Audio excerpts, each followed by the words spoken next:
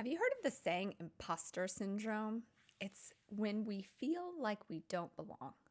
We're in a setting, let's say we're in a conference room and there's a group of people around, and you feel like you're not really sure what to say. Maybe you're sitting at a dinner table with a group of friends and they're talking about finances and you're just not sure because you don't know what yours are, or you don't feel like you have something to say. But we all do have something to say, even if it's asking a question, even if it's getting clarification.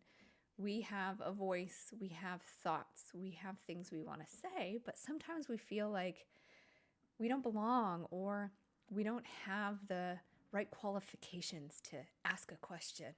It's like something that we feel, especially a lot of women, we feel we have to be perfect at something before we're allowed to talk about it, which is, it's unfair, but it's also the way that we sort of feel right in the moment. It's like, I don't feel like I have the validity to be able to speak about this.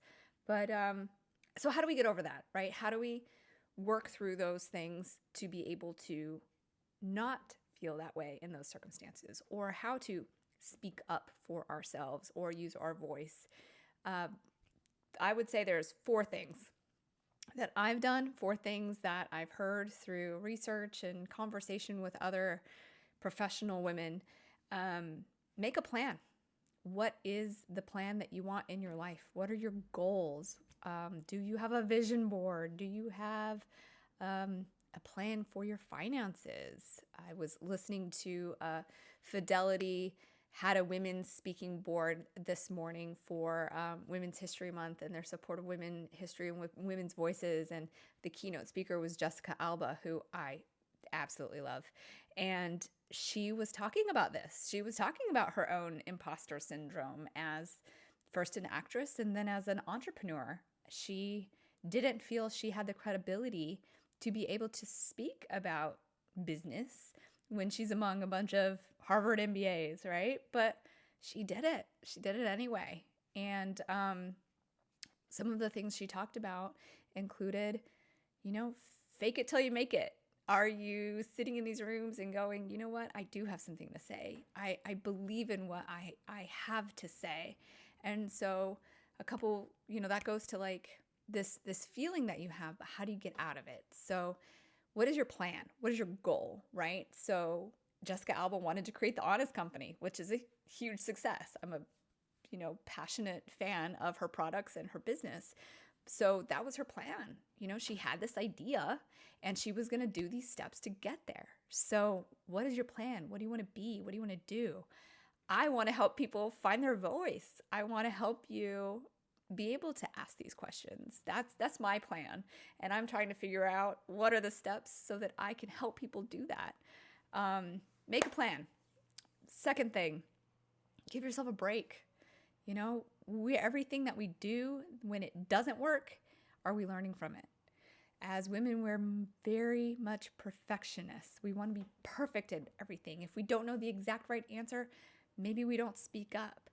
I'm a big proponent of ask a question. I don't want to be the smartest person in the room. If I'm the smartest person in the room, I'm not surrounding myself with smart people and I'm not learning. It's a different way to think. It's a different way to position yourself in a room, in a situation where you say, it's okay that I'm asking questions because I'm learning from other people. And maybe something that I'm asking or saying is something somebody else is also thinking and not saying. If we're not asking questions and giving ourselves a break, allowing ourselves to ask dumb questions, there's no such thing as a dumb question. So give yourself that break and feel like you can speak and you can use your voice. The third thing I would say is, set boundaries. It's definitely something that a lot of the women we're talking about on the panel today, how are we also setting boundaries in our own lives? There is no such thing as having a work-life balance. I'm a mom. I'm also a career professional. How am I going to do both? It doesn't exist, right? This misnomer that we can have it all. There's work-life balance. There's not. You have to set boundaries of what are your time for work? What is your time for parenting? I mean, my husband and I deal with this with our own son in our own life, and him also having to set boundaries with his work and his life, and saying, we do have vacation days for a reason. We do have sick days for a reason. We have hopefully a career corporate structure that allows us to be able to take that time. And if you don't, how are you setting those boundaries? How are you making the most of your time? Sometimes that includes people. Sometimes people are a drain. People are an energy suck. So maybe you have to set boundaries around people also. It's not just our time, but really evaluating what is the most important. What am I spending my time on? And then the last thing I would say is building habits.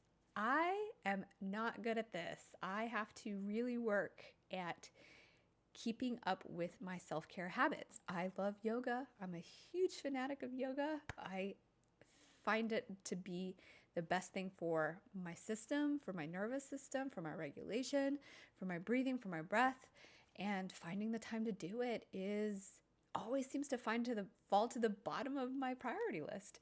And so, but we have to do those things, right? What is the self-care that we're doing to be able to build those good habits, to be able to get back to what is the number one? What is the plan? What is the goal? So even if you're feeling like you're an imposter and you feel like you are in the wrong place, or you don't feel like you have the credibility to speak up or ask a question, I'd love to hear from you. I'd love to hear an example of where you felt this and where you felt like you could speak up or you could say something. So I'd really love to know how else I can help sort of explain these things, because maybe even just knowing you're not alone through this video, we have all felt it. We have all been there. This feeling that you're not the same one in the room. I also have been around a lot of men in a room, and I'm the only female, or one of the only females at the table. It's challenging, it's a struggle, and we all as a society need to be more conscientious of that, and lift each other up and make each other feel more accepted and belonging and ability to ask questions. So, imposter syndrome is real. You're not alone, but just keep trying, keep putting yourself out there, keep asking the questions, because that's how we're all going to learn, and that's how we're all going to get better. So the 4 things are: make a plan, give yourself a break, set boundaries, and build habits. So those are my 4 key steps to goal setting and breaking through. All right, see you next time.